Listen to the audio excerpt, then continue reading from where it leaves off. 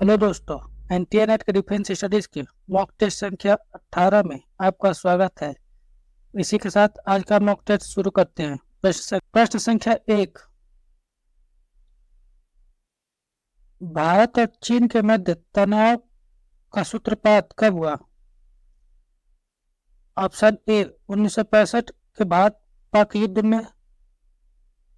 Option B 1962 के चीन आक्रमण से। ऑप्शन सी कश्मीर संघर्ष से। या ऑप्शन डी इनमें से कोई नहीं। तो इसका सही आंसर हो जाएगा आपका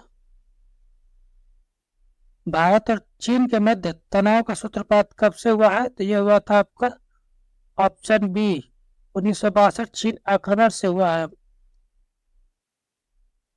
ऑप्शन बी इसका सही आंसर हो जाएगा। Question number 2। यह अधिक महत्व के सड़क मार्ग काराकोरम हाईवे का निर्माण ऑप्शन ए भारत रूस के सहयोग से हुआ है। ऑप्शन बी चीन अमेरिका के सहयोग से हुआ है। ऑप्शन सी पाकिस्तान और अमेरिका के सहयोग से हुआ है। या ऑप्शन डी पाकिस्तान और चीन के सहयोग से हुआ है। तो काराकोरम हाईवे का निर्माण किसके सहयोग से हुआ है? तो काराकोरम हाईवे का निर्माण आपका हुआ है पाकिस्तान और चीन के सहयोग से निर्मित हुआ है। काराकोरम हाईवे यह पाकिस्तान के ग्वादर बंदरगाह को चीन के जिंजियांग प्रांत तक ले जाएगा।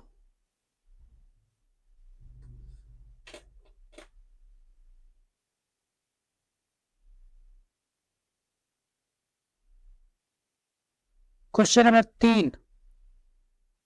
अमेरिका चीन और पाकिस्तान के मधुर मिलन से भारतीय उप महाद्वीप में ऑप्शन ए शक्ति संतुलन स्थायी बन गया है। ऑप्शन बी शक्ति संतुलन पर विपरीत प्रभाव पड़ा है। ऑप्शन सी निशस्त्रीकरण का प्रयास सफल हो गया है। या ऑप्शन डी सोवियत संघ दोस्ती की आहें भर रहा है। भारत चीन और पाकिस्तान के मधुर मिलन से भारतीय उपमहाद्वीप में क्या हुआ है? तो इसका सही आंसर हो जाएगा भारतीय उपमहाद्वीप में क्या हुआ है? तो भारतीय उपमहाद्वीप में शक्ति संतुलन पर विपरीत प्रभाव पड़ा है। यह ऑप्शन बी इसका सही आंसर हो जाएगा।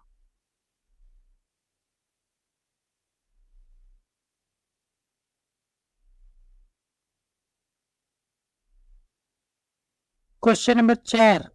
1962 के अपराधी कौन नामक पुस्तक का लेखक कौन है?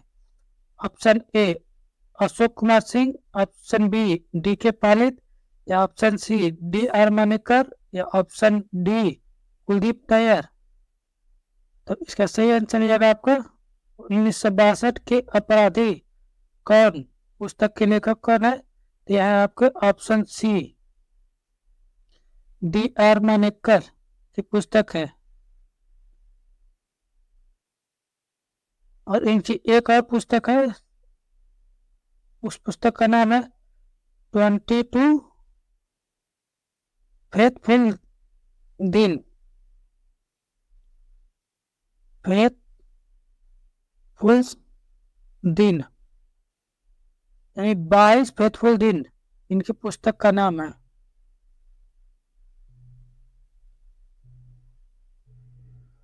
Question number 5। चीन चाहे शेष विश्व में महत्वपूर्ण शक्ति रहे या न रहे, परंतु एशिया में अवश्य महत्वपूर्ण शक्ति रहेगा, यह कथन किसका है? Option A Mao Tse-tung. Option B Bismarck. Option C Harold Hilton. या ऑप्शन डी पीटर जिनकिंस। चीन चाहे शेष विश्व में महत्वपूर्ण शक्ति रहे या न रहे, परंतु एशिया में अवश्य महत्वपूर्ण शक्ति रहेगा, किसका कथन है? यह आपका कथन है हेराल्ड हिल्टन का कथन है। इसलिए 5 का सी ऑप्शन सही हो जाएगा। Question number 6। कार्बी एलांग लोंग जो की उग्रवादी इकाई भारत में निम्न में से किस राज्य में सक्रिय है? ऑप्शन ए उत्तर पूर्व में, ऑप्शन बी जम्मू कश्मीर में, ऑप्शन सी झारखंड में, या ऑप्शन डी उड़ीसा में। तो कार्बी आंगलोंग उग्रवादी इकाई किस भारत के किस क्षेत्र में है? यह है आपका उत्तर पूर्व क्षेत्र में। और इसमें राज्य कौन सा है? तो इसमें राज्य होगा असम और मेघालय।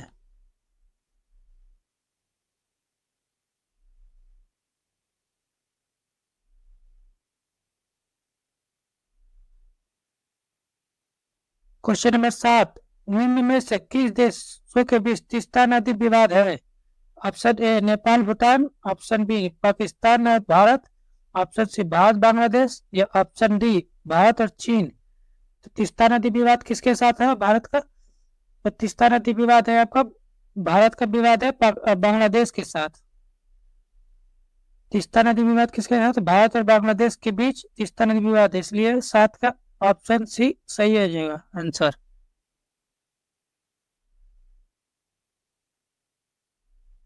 क्वेश्चन नंबर 8, निम्नलिखित में से कौन सी पद्धति संघर्ष रोकने में महत्वपूर्ण है?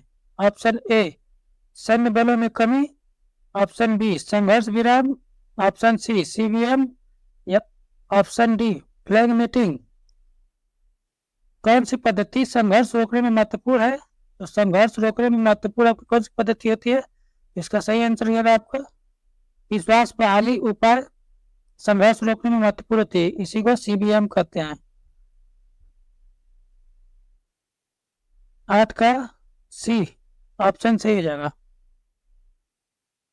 क्वेश्चन नंबर 9, संयुक्त राष्ट्र द्वारा परंपरागत हथियारों के अंतर्राष्ट्रीय व्यापार को विनियमित करके अवैध शस्त्र व्यापार को रोकने के लिए बहुपक्षीय संधि प्रस्तावित की गई है, वह है ऑप्शन ए शस्त्र नियंत्रण संधि, ऑप्शन बी शस्त्र व्यापार संधि, ऑप्शन सी शस्त्र निषेध संधि, या ऑप्शन डी शस्त्र कटौती संधि। संयुक्त राष्ट्र द्वारा परंपरागत हथियारों के अंतर्राष्ट्रीय व्यापार को विनियमित करके अवैध शस्त्र व्यापार को रोकने के लिए कौन सी संधि प्रस्तावित की गई है? तो इसका सही आंसर है आपका ऑप्शन बी शस्त्र व्यापार संधि को से संबंधित है। ऑप्शन बी इसका सही आंसर हो जाएगा 9 का बी।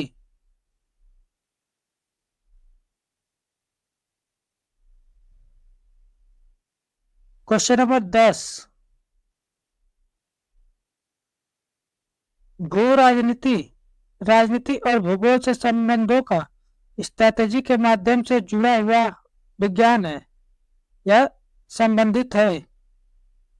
ऑप्शन ए सैन्य भूगोल एवं राजनीति से अलग अलग, ऑप्शन बी स्ट्रैटेजी व राजनीति से अलग अलग, ऑप्शन सी रक्षा और सुरक्षा समस्याओं से, ऑप्शन डी क्षेत्र विशेष पर राजनीतिक शक्ति के उपयोग से।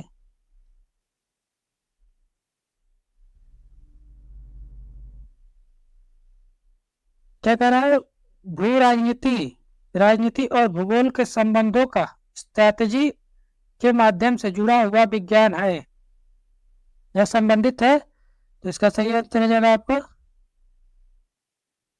ऑप्शन डी रक्षा क्षेत्र विशेष व राजनीतिक शक्ति के उपयोग से।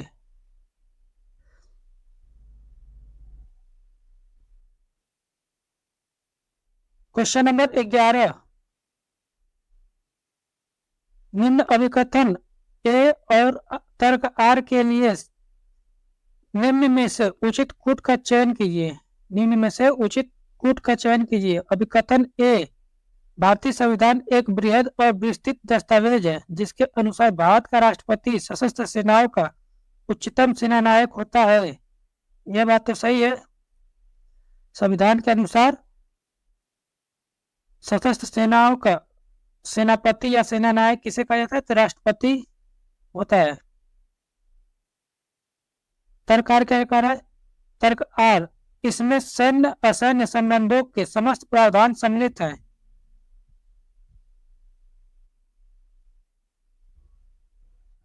यह भी कथन सही है। सैन्य और असैन्य संबंधों के समस्त प्रावधान सम्मिलित है, यह भी संबंध सही है। इसलिए क्या है, आर एक ही व्याख्या करता है। राष्ट्रपति सेनानायक होता है सभी सेनाओं का, चाहे वे सैन्य हो या असैन्य। इसलिए ऑप्शन बी इसका सही आंसर हो जाएगा।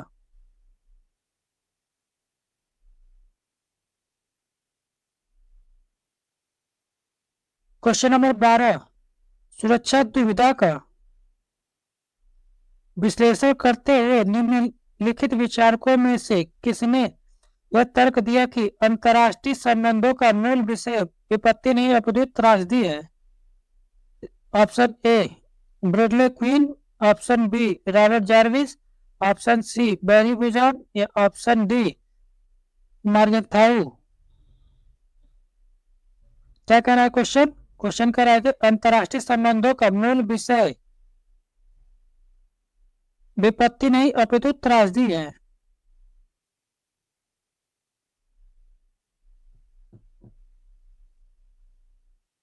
अंतर्राष्ट्रीय संबंधों का मूल विषय विपत्ति नहीं अपितु त्रासदी है, यह कथन किसका है?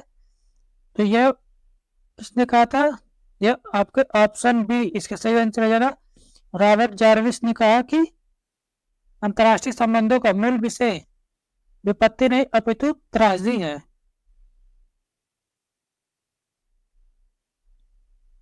क्वेश्चन नंबर 13, सैन्य संगठन असैन्य संगठनों से मौलिक रूप से भिन्न है। ऑप्शन ए संगठनात्मक सिद्धांतों में, ऑप्शन बी कार्य और विशेषताओं में, ऑप्शन सी संगठनात्मक मूल्यों में या ऑप्शन डी उपरोक्त में से कोई नहीं। तो इसका सही आंसर हो जाएगा आपका सैन्य संगठन असैन्य संगठनों से सैन्य संगठन असैन्य संगठनों से मौलिक रूप से भिन्न है कार्य और विशेषताओं में। ऑप्शन बी इसका सही आंसर जाएगा। इसमें भिन्न है कार्य और विशेषताओं में, सैन्य संगठन असैन्य संगठनों से भिन्न है। क्वेश्चन नंबर 14, निम्नलिखित में से क्वाड से संबंधित नहीं है। ऑप्शन ए इसकी परिकल्पना 2004 सुनामी के बाद हुई या आई। ऑप्शन बी यह जापानी पीएम शिंजो आबे द्वारा अगस्त 2007 में एक संवाद से शुरू हुआ। ऑप्शन सी इसके सदस्य देश इंडिया, इजराइल, यूएसए और यूएई है। ऑप्शन डी इसकी पहली बैठक 2019 में हुआ। तो क्वाड से संबंधित नहीं है, यह देख लेते हैं आपके क्वाड से कौन कौन से संबंधित नहीं है। इसकी परिकल्पना 2004 सुनामी के बाद आया, यह तो सही बात है, 2004 सुनामी के बाद आया था। ऑप्शन बी क्या करे, जापानी पीएम शिंजो आबे द्वारा अगस्त 2007 में एक संवाद से शुरू हुआ, यह भी सही है। शिंजो आबे ने क्वाड के लिए बहुत बड़ी भूमिका निभाई थी। इसके सदस्य देश इंडिया, इजराइल, यूएसए और यूएई है, नहीं यह गलत है। इसके सदस्य देश है इंडिया है, यूएसए है, इजराइल नहीं है, यूएई नहीं है। इनकी जगह पे जापान और ऑस्ट्रेलिया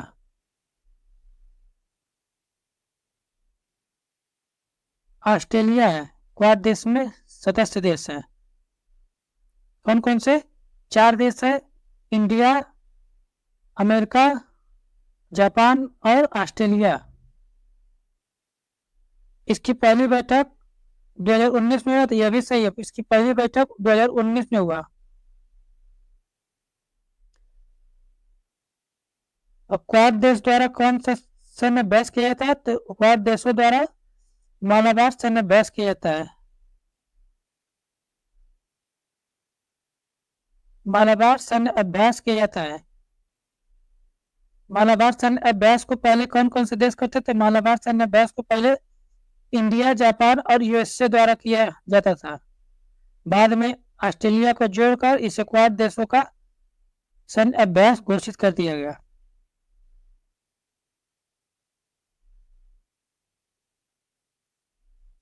क्वेश्चन नंबर 15, भारत चीन समझौते से संबंध में निम्न में से एक भिन्न है। ऑप्शन ए, एलएसी पर शांति एवं संयम हेतु समझौता 1993 में हुआ था। ऑप्शन बी, एलएसी पर सैन्य क्षेत्र में विश्वास बहाली के कार्यान्वयन के हेतु समझौता 2005 में हुआ था। ऑप्शन सी, एलएसी पर सैन्य क्षेत्र में विश्वास बहाली उपायों पर समझौता 1996 में हुआ था। ऑप्शन डी, एक दूसरे से सैन्य अड्डों के उपयोग हेतु लेबनान समझौता 2016 में हुआ। तो इसमें देख लेते हैं, लेबनान समझौता हुआ था आपका 2016 में अमेरिका के साथ। भारत और यूएसए का अमेरिका के साथ हुआ था लेबनान समझौता 2016 में। और एलएसी पर शांति एवं संयम बनाने हेतु समझौता 1993 हुए, तो सही को है। एलएसी पर सैन्य क्षेत्र विश्वास बहाली के कार्यान्वयन हेतु समझौता 2005, ये भी सही है।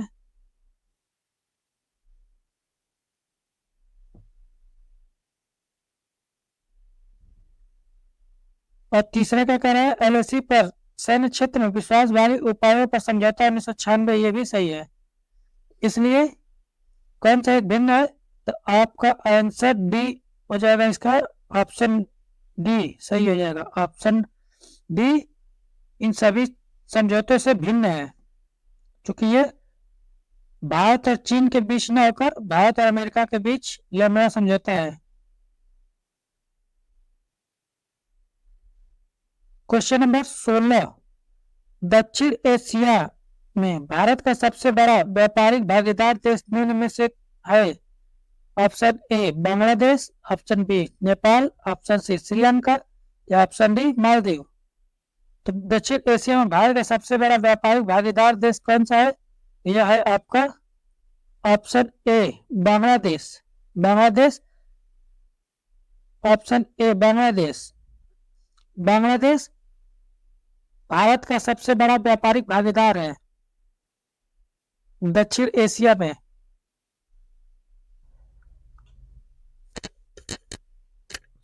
क्वेश्चन नंबर 17, किसने अपने संबंधों को वर्ष 2004 में द्विपक्षीय स्तर से बढ़ाकर रणनीतिक साझेदार तक बढ़ा दिया है? Option A, Bharat Vietnam. Option B, Bharat Britain. Option C, Bharat Malaysia. या ऑप्शन डी, भारत इंडोनेशिया।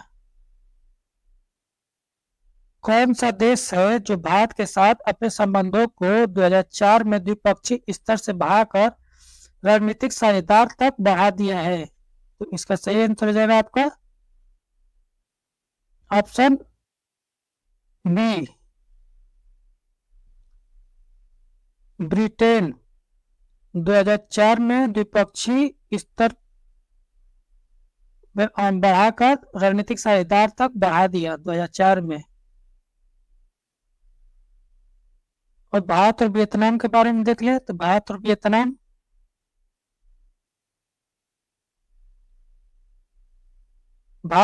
रणनीतिक साझेदार बने थे 2007 में। 2007 में रणनीतिक साझेदार बने।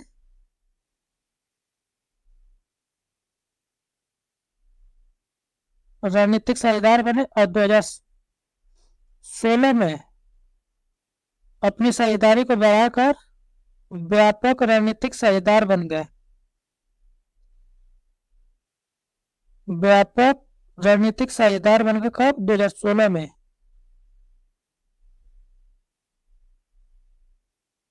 रणनीतिक साझेदार बने 2016 में। और मलेशिया के बारे में देख ले, तो मलेशिया 2010 में सामरिक साझेदार बना। कब? 2010 में।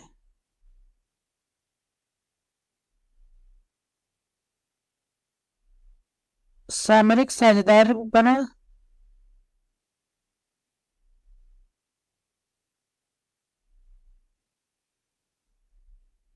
और 2011 में व्यापक आर्थिक सहयोग समझौता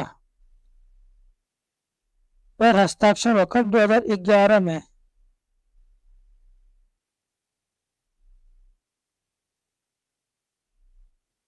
CETA पर समझौता हुआ 2011 में।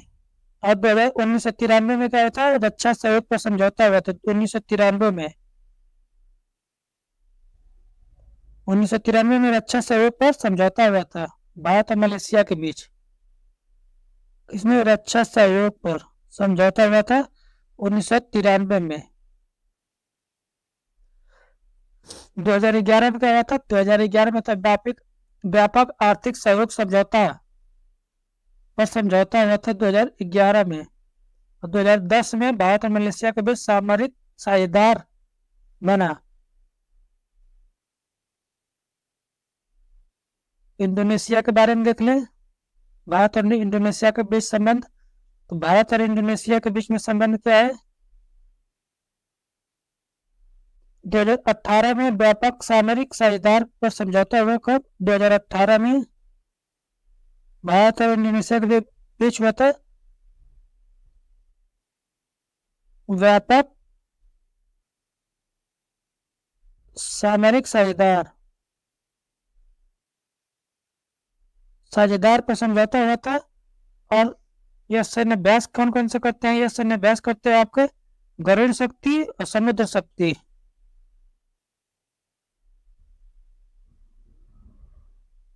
गरुड़ शक्ति सैन्य अभ्यास और समुद्र शक्ति।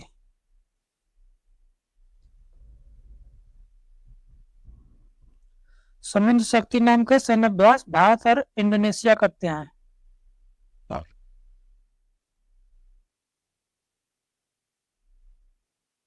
Question number 18। शीत युद्ध की अवधारणा को निम्न में से किस एक अर्थ में समझा जा सकता है? शीत युद्ध अवधारणा को निम्न में से किस एक अर्थ में समझा जा सकता है? ऑप्शन ए प्रचार युद्ध में, ऑप्शन बी न युद्ध न शांति की अवस्था, ऑप्शन सी तीव्र राजनीतिक अमैत्री की अवस्था, ऑप्शन डी उष्ण शांति। तो शीत युद्ध अवधारणा को निम्न में से किस अर्थ में समझा जा सकता है? तो यह है आपका ऑप्शन सी इसका सही आंसर हो जाएगा 10-18 का। ऑप्शन सी तीव्र राजनीतिक अमैत्री की अवस्था शीत युद्ध की अवधारणा के अर्थ में समझा जा सकता है। तीव्र राजनीतिक अमैत्री की अवस्था।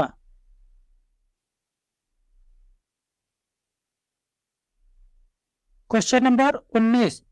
निम्नलिखित में से किसका मत था कि शक्ति की मितव्ययिता एक युद्ध का सर्वोच्च नियम है?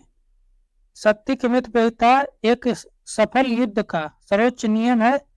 Option A Morgenthau, option B Adam Smith, option C BH Liddell Hart या option D Alexander Hamilton.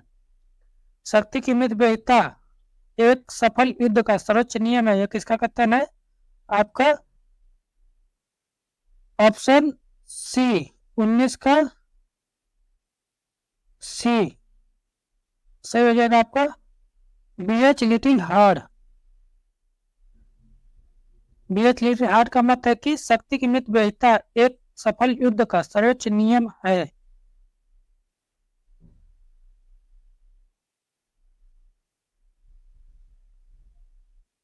Question number 20। किस ऑपरेशन के तहत भारत ने अपनी सेना को श्रीलंका में लिट्टे को नियंत्रित करने हेतु भेजा था? Option A operation cactus 1988, option B operation पैरल 1987, ऑप्शन सी ऑपरेशन मैत्री 2005 या ऑप्शन डी ऑपरेशन विजय 1961। भारतीय सेना ने अपनी सेना को श्रीलंका में लेप्टे को नियंत्रित करने के लिए किस ऑपरेशन के तहत अपनी सेना भेजा? तो इसका सही आंसर हो जाएगा आपका ऑप्शन बी ऑपरेशन पैरन के तहत 1987 में भारतीय सेना ने श्रीलंका में अपनी सेना भेजी। ऑपरेशन कैक्टस का है 1988 में ऑपरेशन कैक्टस चलाया था। यह मालदीव में सत्ता परिवर्तन को रोकने के लिए चलाया था। कहाँ पे? मालदीव में। मालदीव में। ऑपरेशन मैत्री 2015 किस समय तक? नेपाल में भूकंप से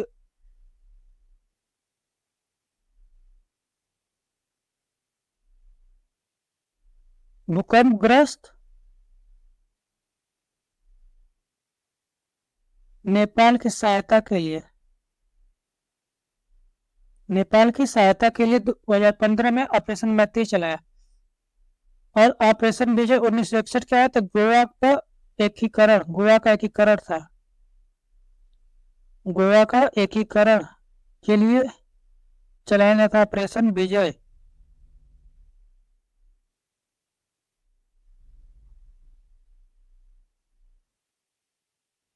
क्वेश्चन नंबर 21, फिंगर फीचर क्षेत्र किन दो राज्यों व देशों के बीच स्थित है? ऑप्शन ए भूटान और Sikkim, option B Nepal Bhutan, option C चीन और अफगानिस्तान, या ऑप्शन डी भारत और पाकिस्तान। फिंगर फीचर क्षेत्र कहाँ पर स्थित है? यह आपका फिंगर फीचर क्षेत्र स्थित है आपका ऑप्शन ए भूटान और सिक्किम सीमा पर फिंगर फीचर क्षेत्र स्थित है।